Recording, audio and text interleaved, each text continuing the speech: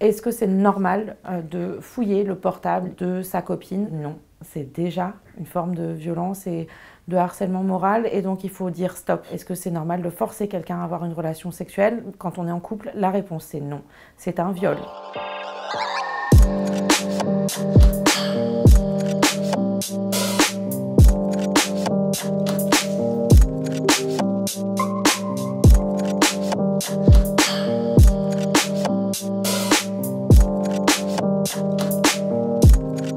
L'idée, c'était de se dire, les jeunes, aujourd'hui, elles ne savent pas forcément situer ce qui est normal ou pas dans une relation.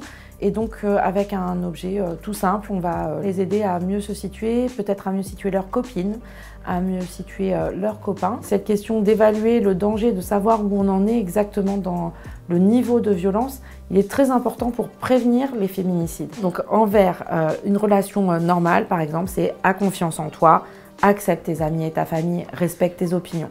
En orange, vous êtes déjà dans quelque chose qui relève du harcèlement moral. Ça peut être « est jaloux en permanence ». Ça peut être « contrôle tes sorties ». Là, vous voyez bien qu'on est déjà dans une forme de violence sur laquelle il faut dire stop. Après, en rouge, la violence sur laquelle il faut absolument voilà, demander de l'aide et ne pas rester dans ce type de situation. Ça peut être « te pousse, te tire, te gifle, te secoue, te frappe ». C'est une idée que nous avons portée, Ernestine René de l'Observatoire de Seine-Saint-Denis contre les violences faites aux femmes, moi-même pour la ville de Paris et de l'Observatoire parisien de lutte contre les violences faites aux femmes, avec l'association En Avant Toutes, qui fait de la prévention et qui intervient auprès des jeunes, particulièrement contre les violences faites aux femmes. Il a été réfléchi à partir de ce que En Avant Toutes avait entendu auprès des jeunes femmes, des situations concrètes de violence dans des couples chez des très jeunes personnes. On l'a distribué à la base dans les collèges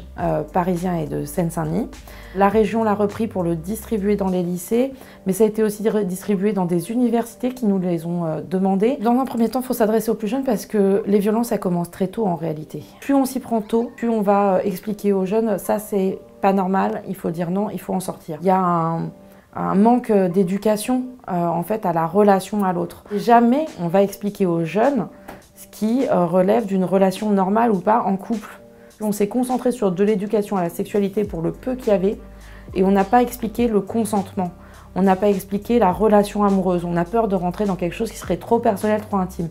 Et c'est pas vrai.